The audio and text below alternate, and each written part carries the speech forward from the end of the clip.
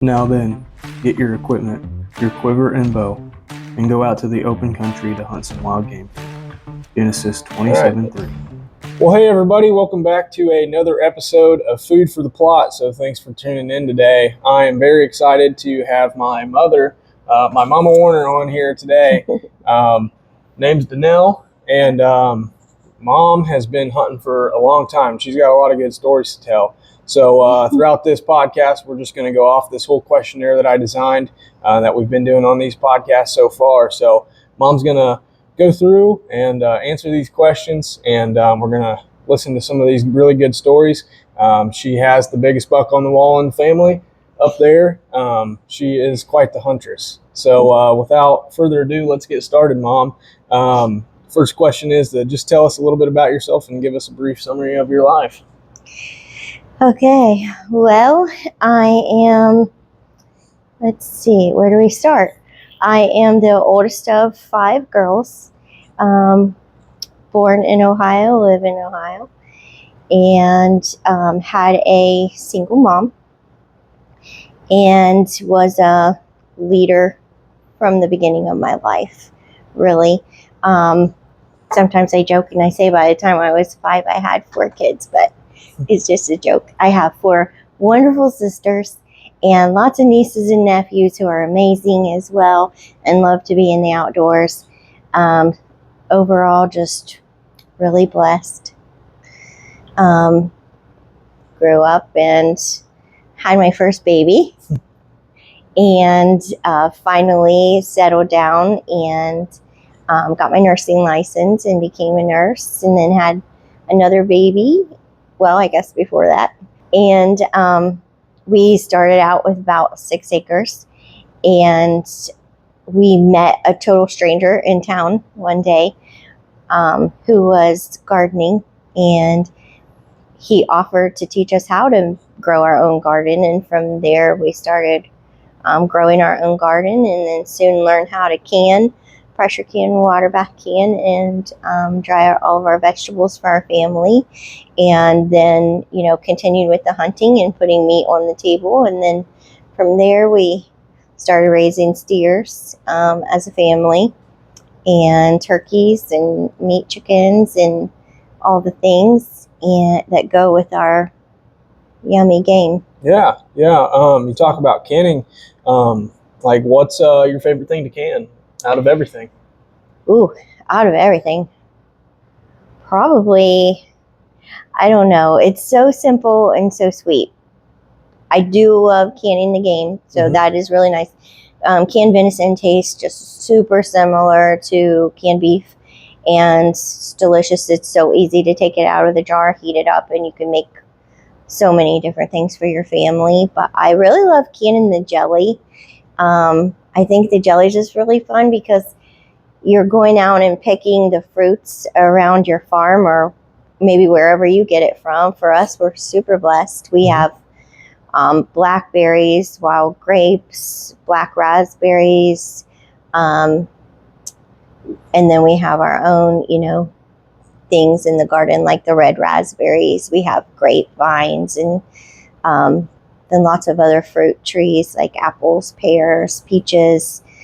Grow all the herbs and everything to go with it. So just, it's so simple, but I think probably the jelly, because your whole house smells like amazing fresh strawberry jelly. I mean, you just picked them, and then you're harvesting them and you're cleaning them and getting them ready, and there's nothing fresher for your family than something that you just picked yourself. There's no, in the grocery store, no chemicals added, no anything like that. Your house smells amazing.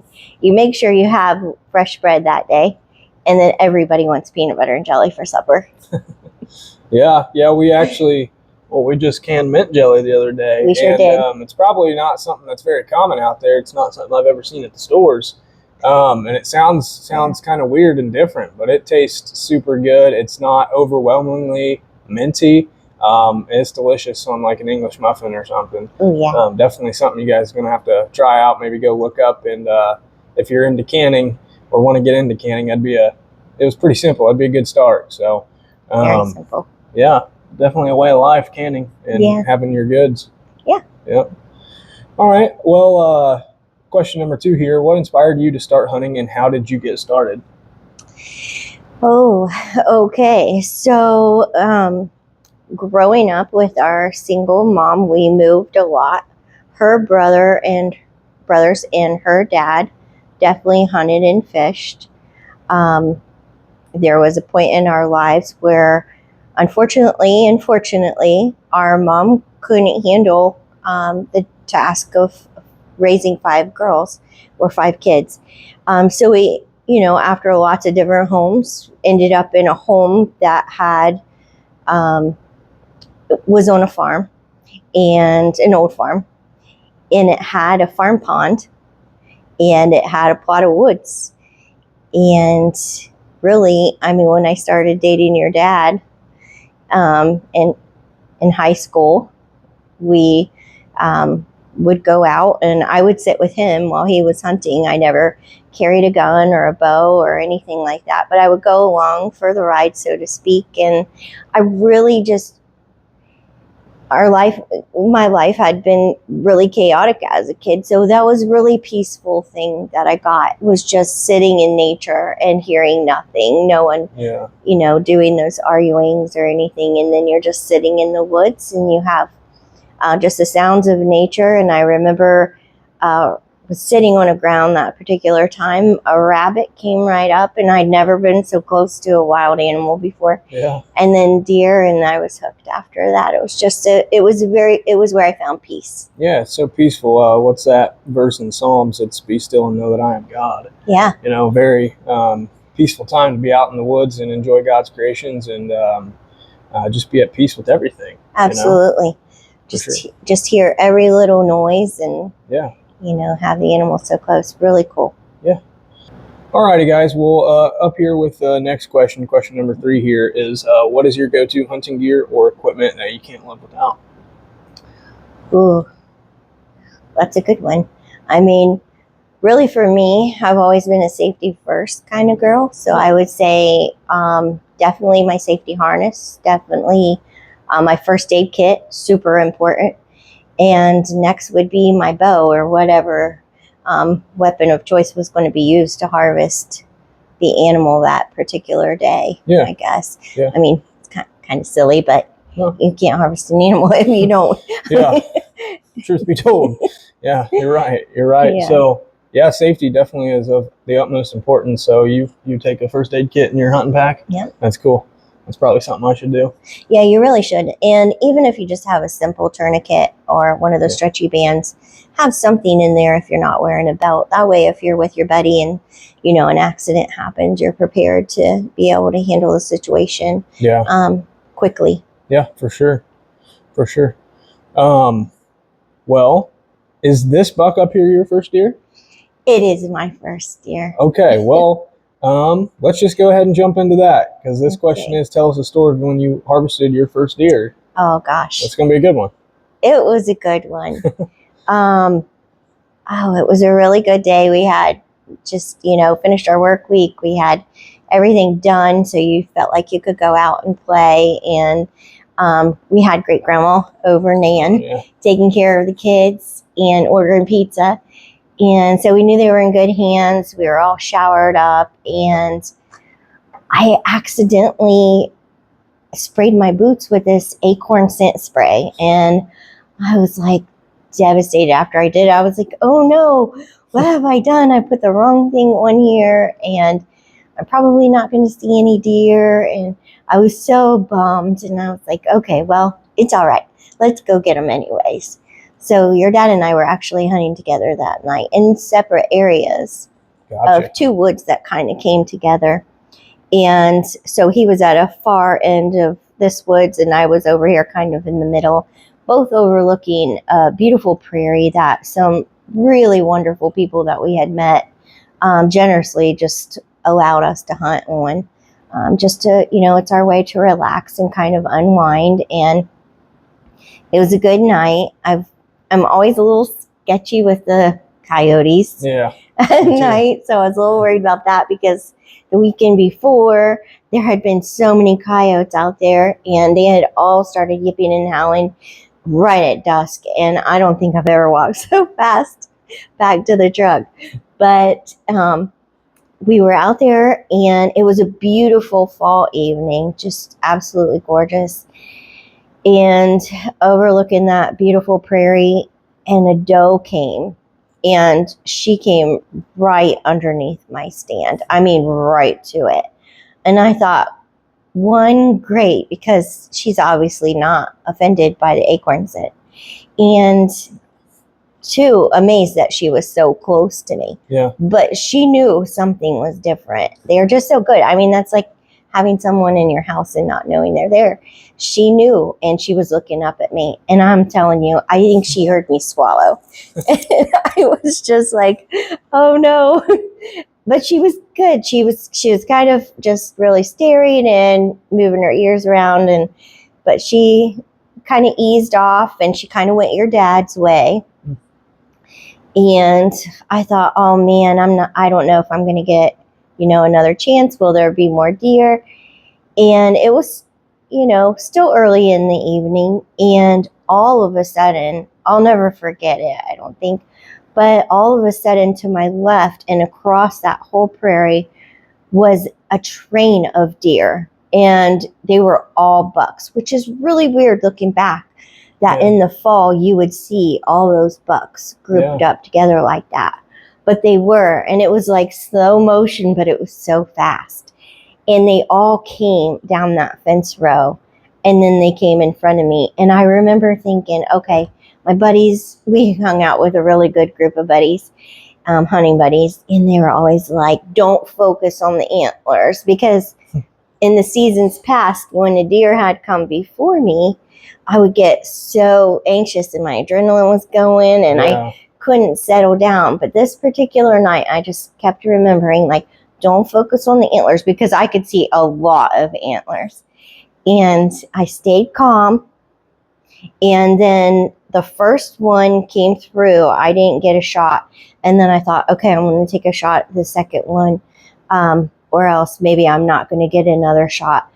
There was huge, I mean, massive trophy deer behind it. But I took the one in front of me, was able to harvest that one.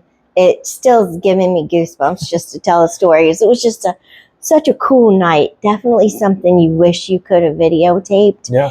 And then, obviously immediately all the other deer were gone pretty quickly. But yeah, wow, that was a night. That's cool. That was fun. Yeah, that's really And cool. that was after, I don't know, probably 6 or 7 years of hunting. Because truth be told, I was nervous about taking an animal's life. Mm-hmm. Even though I enjoyed the woods and I had shot my bow at so many tournaments and stuff, and I felt like I was finally ready to move on to an animal and put meat on the table, I still wasn't sure how I feel about that. And it is hard. But anyway. Yeah. Super cool night. Well, that's really good. Well, actually, I'll skip a question and lead this into the question number 6 here. Then how do you handle the emotional aspect of hunting, such as taking the life of an animal? Oh, it's hard. Even before that deer, the first deer that I harvested, I just prayed to God, really. And I would say, if you want me to harvest an animal, then please place one right in front of me. Make it so obvious. And by that point, it was very obvious. But it was still hard. Yeah. You do get emotional, whether you're, releasing that arrow or pulling that trigger on that gun. You're taking an animal's life. And they were just breathing, not to, be gross about it, but they were just enjoying their life, and then you've harvested. But knowing that you harvested it cleanly, for the most part, they're going to drop because you've shot and shot and shot before. They're going to drop where they are, and then it's over so quickly. That makes it a little bit easier. Knowing that you're going to put that food on your table for your family, and you know where it came from, and how it was harvested and handled afterwards, and or putting it on your neighbor's table just down the road, grandpa's table, or putting it on someone else's table, a stranger's table, somebody that needs food through the food pantry, it overtakes some of that emotion. Not that I don't still get a little teary-eyed. I don't think that I've ever harvested an animal that I didn't feel that about. I know I haven't. And same thing with the steers that we've raised here on the farm. There's never been a trailer leaving here that there weren't tears shed. But you know how that animal was treated. You know how it was raised. Yeah. And that kind of thing. Yeah, for sure. And you bring up a good point, possibly donating to like a food pantry.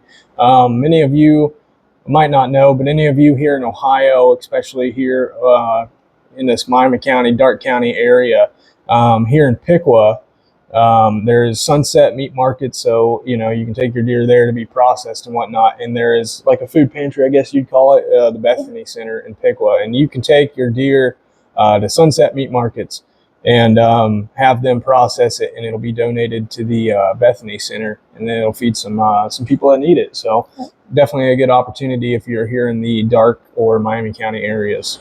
Alrighty, well, thanks for sharing all that. That's going to lead us, we'll go back to this original question.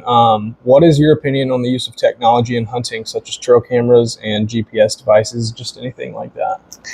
Yeah, I really like them. I don't know what everybody else's perspective is, but for me, the trail cameras I think they really come in handy. As long as you're hunting ethically and you're following the laws, even if you are or are not a landowner and you're not stingy and taking animals when you shouldn't be, I think they're really nice just to give you an idea of what's on your land or the area that you're hunting.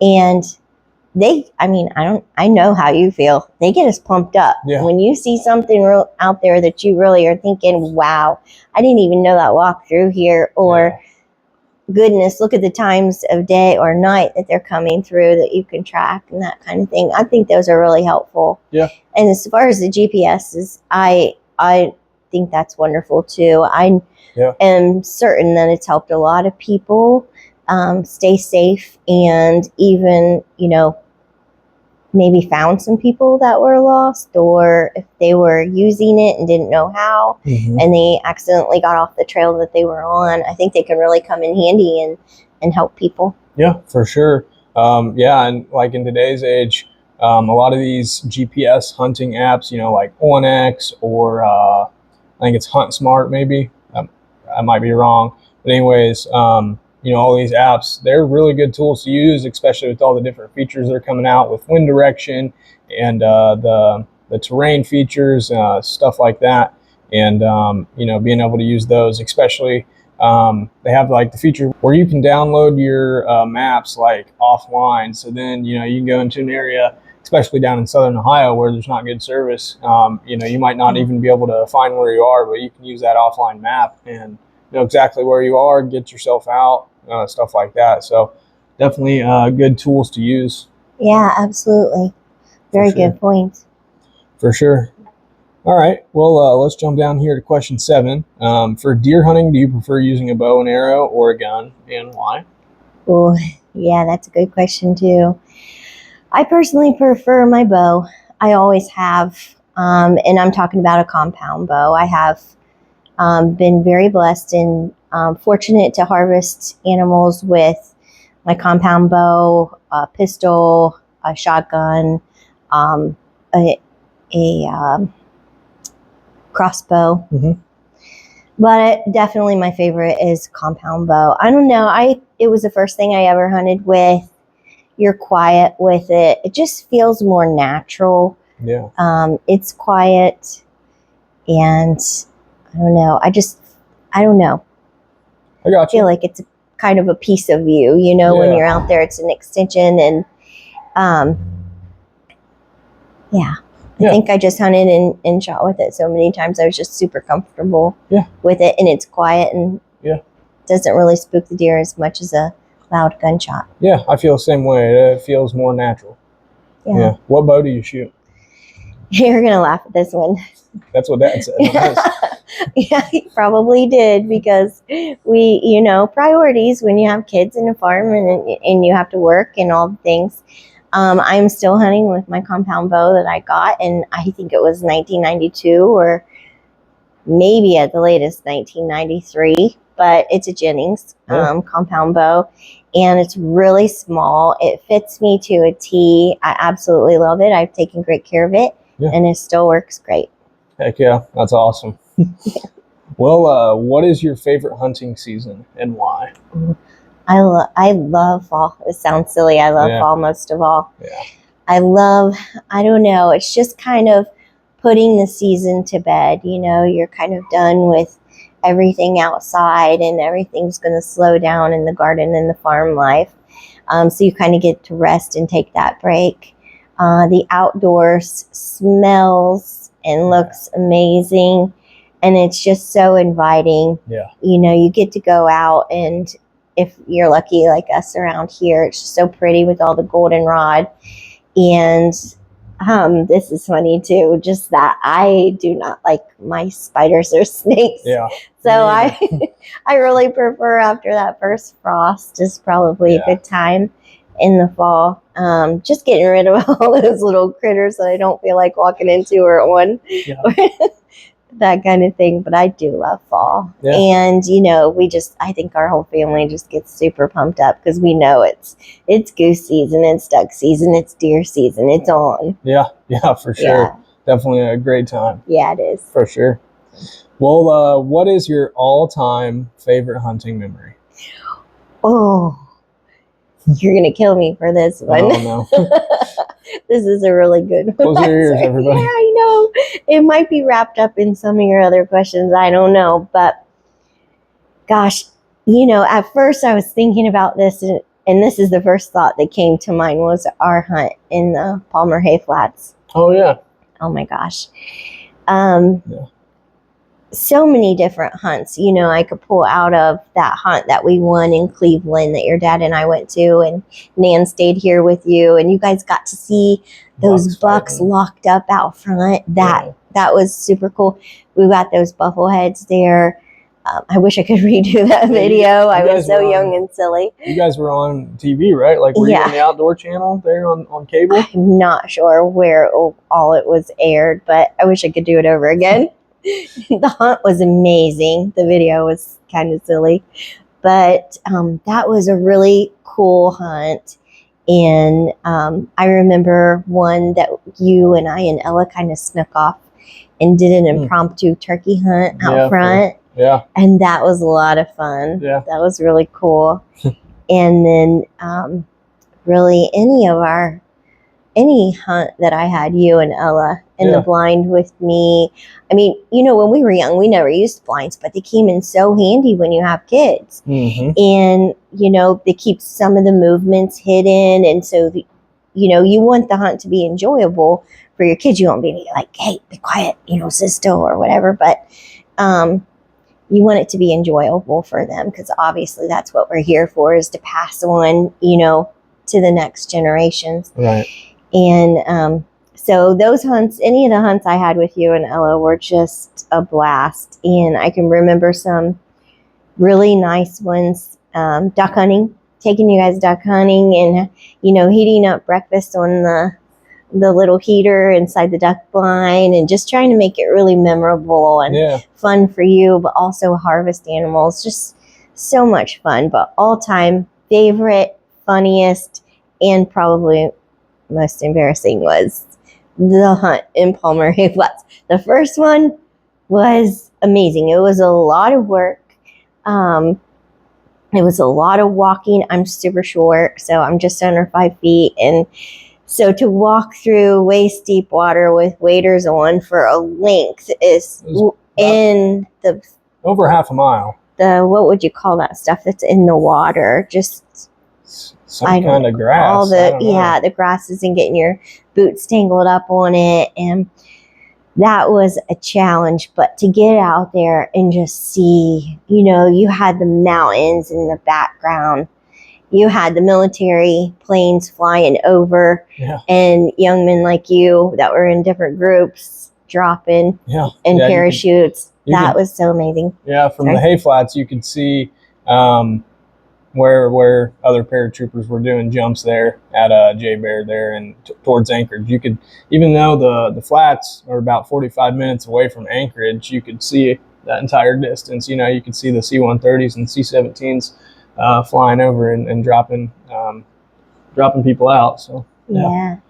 But just the ducks, I mean, dropping in just nonstop and everywhere. It was really exciting, you know, because here in Ohio, when we go up to Fort Laramie or something, you have a handful of ducks and they're pretty used to people probably and that kind of thing. So to be at the Palmer Hay Flats and just be in an environment that was incredibly beautiful, and to be experiencing that with you there and your dad, that was really cool. Yeah. But the second time we got to go to the Palmer Hay Flats, the second year, I guess it wasn't the second time, but the second year we got to go back. Yeah. And that was when you were first starting to film. Yeah. And I didn't realize how serious this was. I thought we were going on a hunt and it was going to be fun. But we had some challenges again with the water was up and my height, and there were just moments that made it so comical of me getting in and out of a kayak with all this gear on, and I could not stop laughing. Yeah. And I rolled until I cried. And then you got so mad because you were like, "Mom, this is serious." Yeah. And I am so sorry. That was a challenging day because I think the winds were over 20 miles per hour out there, especially in the flats. I mean, it's a flat area. So it was really windy. That was a year of really high winds where semis were tipping over on the highways and whatnot. And that was a really windy day. And it was a challenging day. Battling, and you just come right back. You weren't going forward at all. Nothing was working out. Yeah. I'm sorry. No, that's I fine. kind of ruined that part of your hunt, but that was very memorable. Still makes me smile. I look forward to the years to come when I go back up to visit to try to get out there on the flats and whatnot. Maybe for Kicking Feet Outdoors, like 5-year anniversary, I'll try to go back up there and that would be do amazing. a hunt, since that was my first video. So. Oh, maybe you'll forgive me by then and invite me along. Oh, I already forgave you.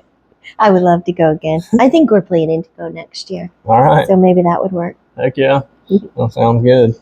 All right. Well, moving right along here, how do you stay safe while hunting, and what precautions do you take to prevent accidents or injuries? And I know you kind of hinted at this earlier, but I don't know if you want to go into it a little bit more. I mean, you are a nurse, so, safety you do take very seriously. Yeah, I've always been that way. Even before I was a nurse, I think safety first is always a good way to go. Know your area you're hunting, know your terrain, be prepared for the weather. That can change depending on, what environment you're in really quickly. Mm-hmm. So know your weather forecast and be prepared as far as clothing and that kind of thing. Always have your first aid kit available. Definitely have a tourniquet in there. Know that you have service or some way to contact somebody, because in some of those more remote places, that's a little bit difficult. And then always wear your safety harness from the time our kids were little, when they were loving hunting enough to get out of that blind and up into a tree. They had to have a safety harness on, or I couldn't relax. It just, and we were role modeling and, mm-hmm. Just making sure that you're safe is priority. Once you got that underway, then you're good to go. Yeah. Go ahead and have your good hunt. Yeah, for sure. And I think something else that probably isn't very well known out there, but I think something that should be definitely carried in your deer hunting pack is like a seatbelt cutter. Once you're in that harness, if you do fall out of the tree and you're caught up in there, your blood circulation get cut off, and then you could just, pass out and go numb, but if you do fall out and you have some safe way of getting out yourself, or you got help there, finally a seatbelt cutter would be good, because you can just pull up there and cut that strap from the harness. Yeah. So that's something I started carrying in my pack. It's a Gerber brand, so I'm sure everybody else makes them. I'm sure you can find them pretty cheap on Amazon. So definitely wouldn't be a bad tool to have in your hunting pack for safety. Yeah, very precautions. good point, Garrett. All right. Well, question number 13 here. How do you handle the disappointment of not getting a successful hunt, and what do you learn from those experiences? Oh, that's hard. We've all had that one, that for whatever reason it happened, that it just got away. You had a bad shot on it. You just barely nicked it.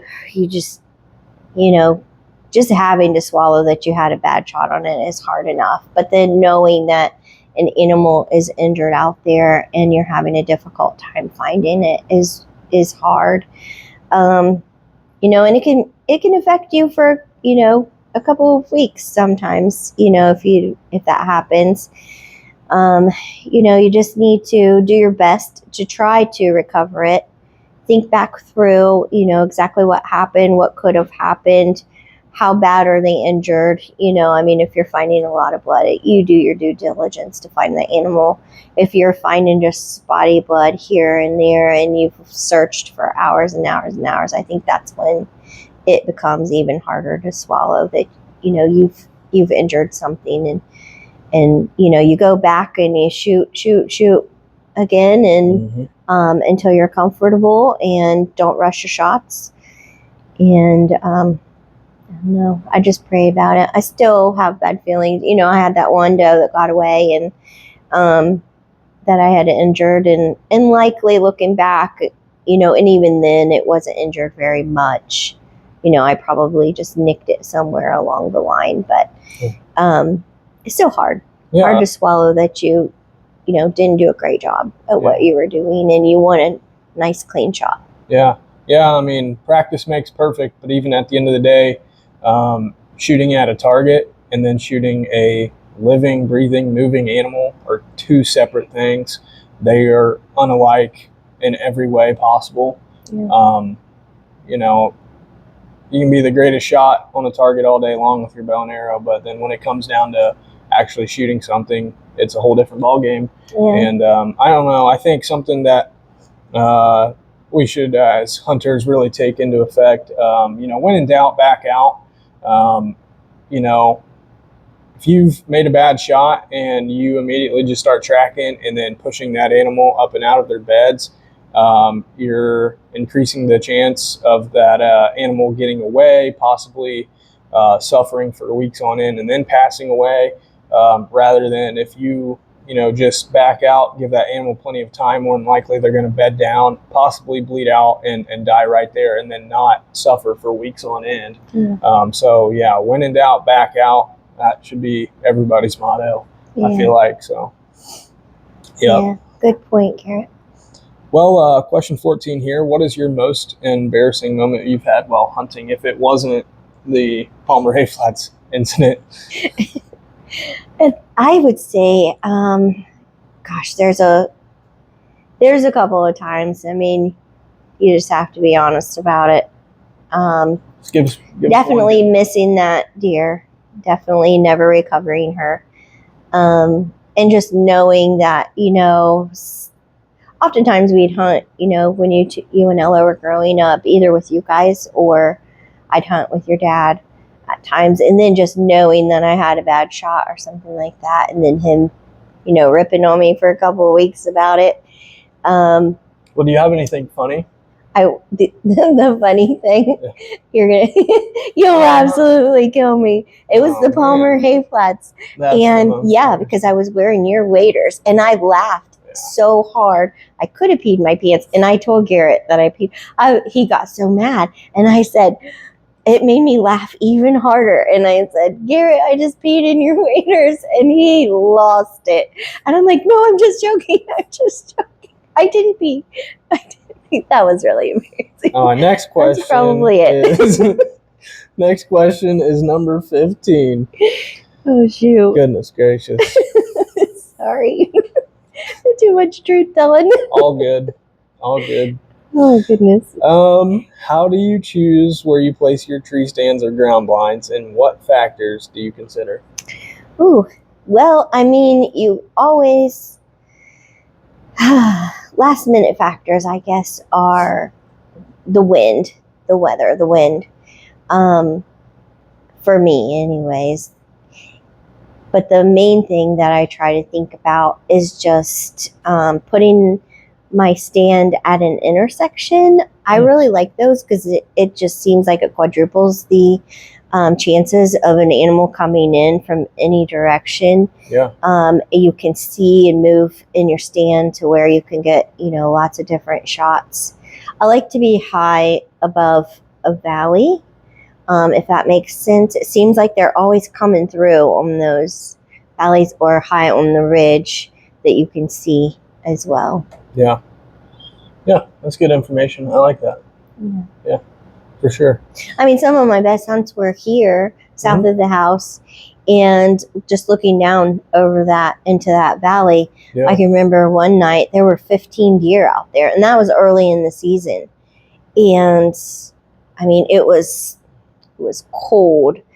I don't know at my age if I would do it that hard again. Yeah. But we were serious. When we had great grandma here babysitting, so that we could go out, we made the most of it. I remember it was pouring down rain at times. It was very cold. I was in a rain suit still yet. I still ended up with water down my back somehow. It's very cold. But that last hour, having those 15 deer out there kind of made it all worth it. But yeah, that was a really good area, looking down over that valley, and then you had several different directions that they could come in.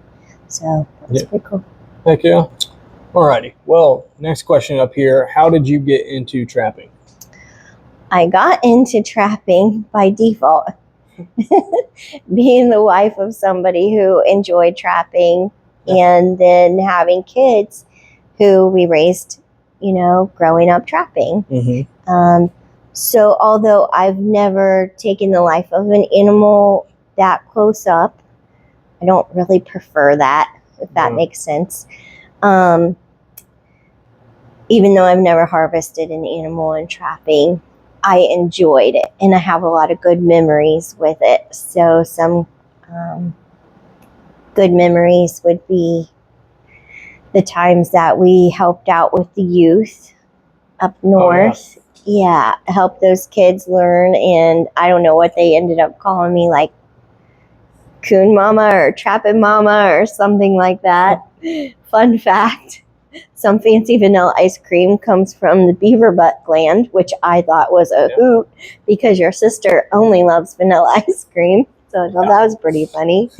I have great memories of us hooking a big sled up to the four-wheeler and running the trap line. Although we only have 40 acres here, our neighbor was kind enough to let us trap on some of his, and some really great memories of just loading up the sled with you and Ella all bundled up and riding on the back of the four-wheeler and checking all the traps to see what did we get, and then seeing you get your first mink. Yeah, that was really cool because you were just, you were determined and dedicated, and you were going off on your own, and that was really cool. Yeah. So although I don't want to be the one taking the life of the animals so close, coyote, fox, coons, whatever the case may be, I did enjoy learning it and riding along. Yeah, it's always a good time. Yeah, for sure. Well, what is one of your most memorable fishing stories? Oh, well, I would like to say it was the time that it was early March. We were pretty young, probably, I think we were right out of high school. You and Dad? Yeah, and we were fishing in my grandpa's farm pond, which had a lot of really nice bass in it. Mm-hmm. And this would be the time that we caught both of those largemouth bass, like one right after the other. It was so cool. I know your dad described it as some kind of fancy bait. I don't know what it was. It was a Kentucky fishing worm bait. It looked like a fishing worm. It was brown, but it was a little different. So we remember that way different. And also that I allowed him to have the bigger fish. So Just wanted to throw that in there. All right. I looked at all the bait shops for another bait like that and could never find one. But really, that was a really good memory. I had to throw that out there because Darren was thinking that, he got the big fish just because. But same thing with deer, really. There's another story about the deer in southern Ohio. I actually have a lot of good memories of the few trips that I went down with our hunting buddies. I have nothing bad to say there. Although the time that your dad and I were hunting those deer and he got his bigger buck, the plan was we sat down on a ridge, looking down into the valley. We put up sticks. We put up a cheap piece of cloth, the camel cloth. Mm-hmm. And okay, if you get the deer on the right side, I'm getting the deer on the left side. And then here came this bigger buck on the left side. So I said, okay, sure, you can have it. Just for the record.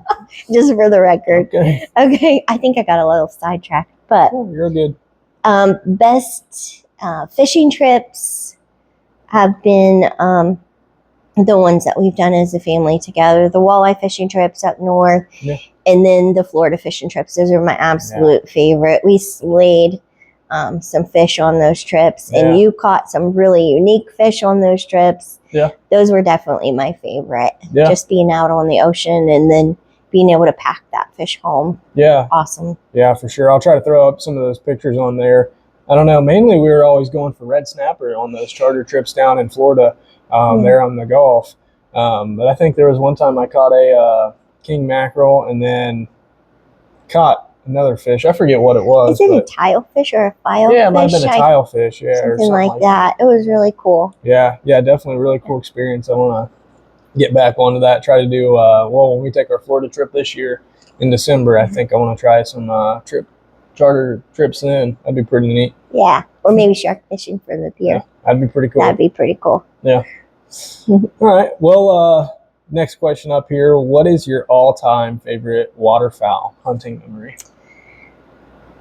It's got to be that Palmer Flats. I'm sorry. I know you're looking for those Fort Laramie jokes. Broken record. They were amazing, but they were years after years of them, and there were so many good memories. But I've never laughed so hard in my life as that Palmer Flats hunting trip. I'm sorry it was at your expense. All right. Well, too funny. Easy answer, I guess. Have you ever had a close encounter with a dangerous animal while hunting, and how did you handle the situation? Oh, now this is a good one. This is a really good one. Yes, a dangerous animal.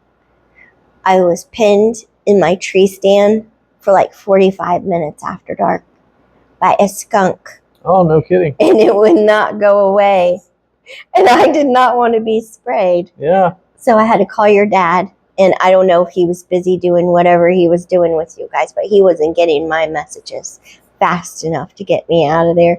And 45 minutes might have been a stretch, but it felt like a really long time. Yeah. And he finally came with a four-wheeler and got me out of that tree stand. Jeez. No, I wish I could say that I'd been bear hunting, and I've considered it. It sounds amazing. Yeah. When you have kids and a career and a farm, and you do all of the farm animals and the garden life kind of takes over. So maybe someday I'll get back to that. But yeah, no dangerous animal for me so far. Okay. All right.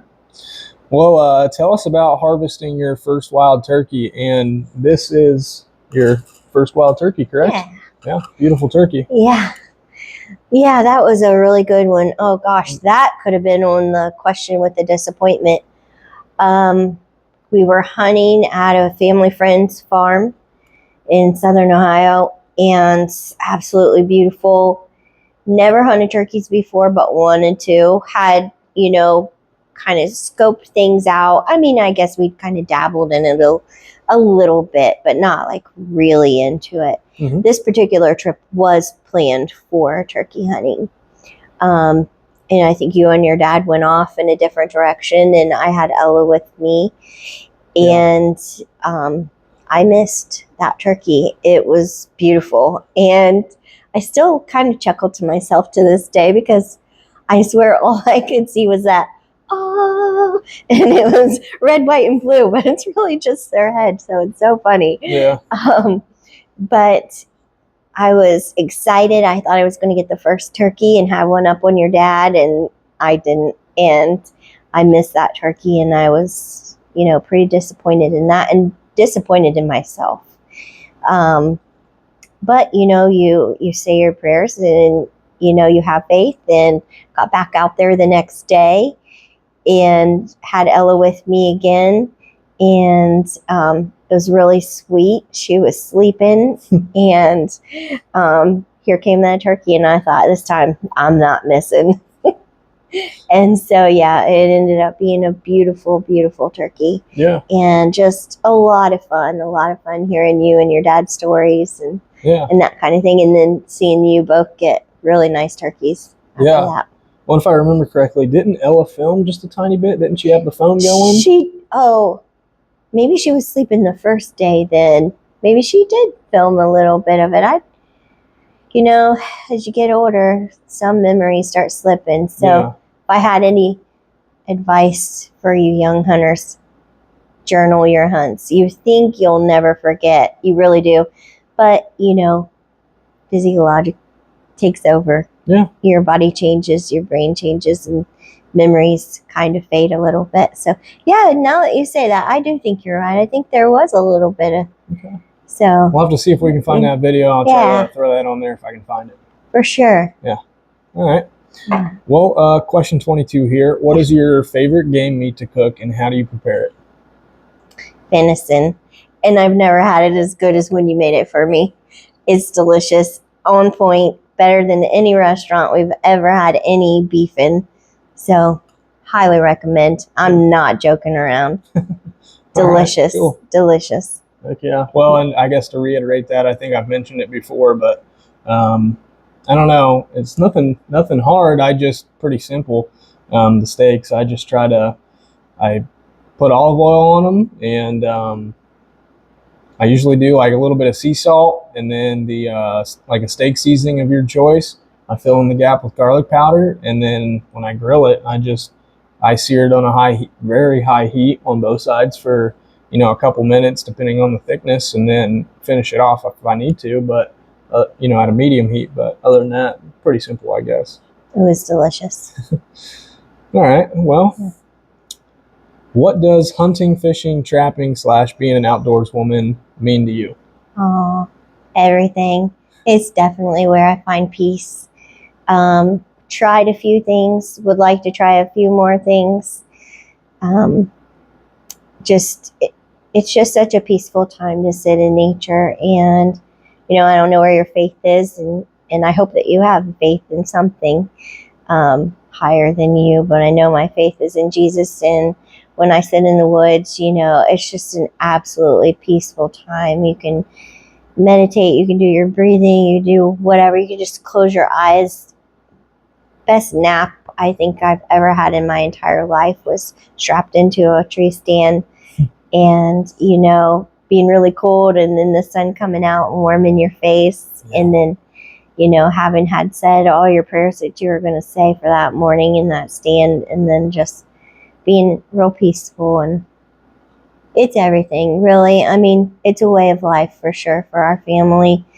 And just so many enjoyable memories, and being able to pass that on to your kids and your nieces and nephews is really, really special. Yeah, for sure. Well, what advice would you give to someone who is new to hunting and wants to get started? Ooh, good. Yeah. First thing I would say is definitely safety first. Always make sure that you have a safety plan and a safety kit. I would then definitely make sure that you know your laws and regulations in whatever area that you're hunting or fishing in for certain. If you cannot be an ethical hunter or fisherman, then probably shouldn't be doing it. I would find out where your local soup kitchens or food pantries and local butchers are if you're not butchering yourself. That way, if you do find yourself with excess meat or fish that you could donate, they might be able to take care of that for you and dispense that to people who really need it. Mm-hmm. I know it sounds almost unbelievable, but there are actually needy soldiers on your local bases. Our family is very blessed to have an abundance of eggs, and we're able to donate those. But just like Garrett had mentioned, you can donate your excess meat harvest to your food pantries or whatever, and they can dispense it to whether it's those people or others. Yeah, just in a situation like that, it has to be processed by, like a real licensed butcher. Yeah, because otherwise, who knows how you processed it, what your conditions were, whatever. So. Oh yeah, that's a good point, Garrett. And then probably after that, the last thing I would do is talk to somebody that you know that is into hunting and fishing and that can give you all of their tips and tricks. And because reading is great and you can read a lot of books and whatnot, but hands-on for hunting and fishing, I think, is probably more appropriate. Yeah. Alrighty. Well, last question here, and then we'll dive into some of the game that's here up on this wall. But is there anything else that you would like to share and or, some tips or information you'd like to give to our audience here at Kicking Feet Outdoors? I would say probably just to, again, I can't hit enough on safety. So, making sure you're safe. That way it's enjoyable for the people around you. Making sure you're following the laws and that kind of thing. Tips and information. I would say like and subscribe to Garrett because he is putting more videos out there. He has so much more to share with gardening and then harvesting the animal and then showing how to process an animal or fish and then also making the recipes. You've got so much you can share with people. Yeah, for sure. So that's pretty cool. Yeah, it's going to be a good rest of the season and a lot more to come, Yeah. If there's something you were wanting to try, maybe just even getting in the outdoors, just go try it. Yeah. Read up on it. Ask a friend. Try it. Yeah, for sure. It's a lot of fun. For sure. Well, I appreciate you answering all those questions. Everything's great. I really appreciate that. Thanks. Let's take a look here up on the wall. Okay. So we've hit the turkey. Do you know who caught this rainbow trout? That is a no, I don't exactly know who caught that. That was either your dad or your dad's grandpa. Okay, gotcha. And then for the two buffleheads up here. Yeah. You want to tell us about that? That was a Cleveland hunt. It was really cool. We supported a group and still do called Ducks Unlimited. We just want to ensure that there's land and water areas for all of the future generations. And so that's something that probably I should have mentioned. Just, if you know what you're doing already, teach some kids, teach the youth. Yeah. There are lots of kids out there that need mentoring, that kind of thing. Yeah, there's a bunch of organizations out there to get them introduced into, at a young age. Like you said, Ducks Unlimited. I think they have what do they call their kids group? It's like Little Green Wings or something. Green Wings. Yeah, they call them Green Wings. And then, Pheasants Forever, Whitetails Unlimited. Wild Turkey Federation. All those groups. Yeah, a bunch of stuff. So definitely a lot of good opportunities out there. Yeah. So we would go as a family to their banquets and have dinner, and they would have silent auctions and other raffles and things like that, just supporting conservation. And we were blessed enough to win a trip up north near Cleveland, and it was just a lot of fun. I mentioned it earlier. We had Nan here. You guys had a great weekend. We went up there, got some ducks, had a great time. Went ahead and got them mounted just because it was a pair and it was a lot, it was a very memorable trip. Lots of fun. Yeah, for sure. Yeah. Now this buck here we found dead, probably to EHD. Found him here at the farm. And then you've talked about your buck, so I guess that's about it up there. But yeah. Hopefully more to come. Had to take a few years hiatus to, life and changes in military and chasing you around and